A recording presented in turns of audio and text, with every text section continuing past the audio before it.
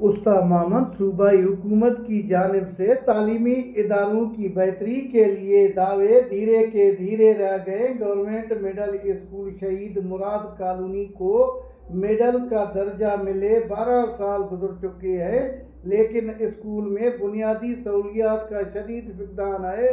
तलबा class room से महरूम है और खुले आसमान तले तालीम हासिल करने पर मजबूर है। मिडल स्कूल है, इसमें तकरीबन हमारे 9 क्लासेज होती हैं, जिसमें हमारे पास 3 कमरे हैं। उनमें हम बच्चों को बिठा रहे हैं, पढ़ा रहे हैं।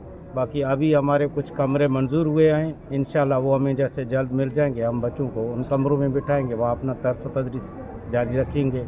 कमरे भी नहीं है सर, गर्मी का मौसम है सर, हम धूप में बैठे हुए हैं सर, प्लीज़ हमें एक कमरा बना के दें। मैं अफसोस के साथ कहूँगा कि हमारे इस स्कूल को 12 साल हो गए हैं, लेकिन अभी तक यहाँ पर जो है ना पानी का इंतज़ाम है, ना हमारे अव्वल था पंजुम तक कमरे हैं। इंशाल्लाह अज़ीज़ अल्लाह करेगा उसकी ये कोशिश कामयाब होगी और हमें इंशाल्लाह क्लास रूम मिल जाएंगे।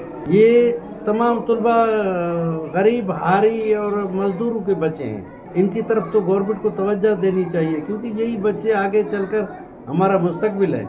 तलबा और असातिज़ा ने हुकूमत बलूचिस्तान से मुतालबा किया कि तालीमी इदारों में एमरजेंसी के निफाज के दावों को अमली जामा पहनाते हुए गवर्नमेंट मिडल स्कूल शहीद मुराद कॉलोनी के तलबा के लिए फौरी तौर पर मजीद कमरों की तामीर और बुनियादी सहूलियात फराहम की जाए, ताकि तलबा को सर्दी और गर्मी की शिद्दत से बचा कर बेहतर तालीमी माहौल फराहम किया जा सके। कैमरा टीम के साथ अली हसन बलोच, वश न्यूज़, उस्ता मोहम्मद, बलोचिस्तान।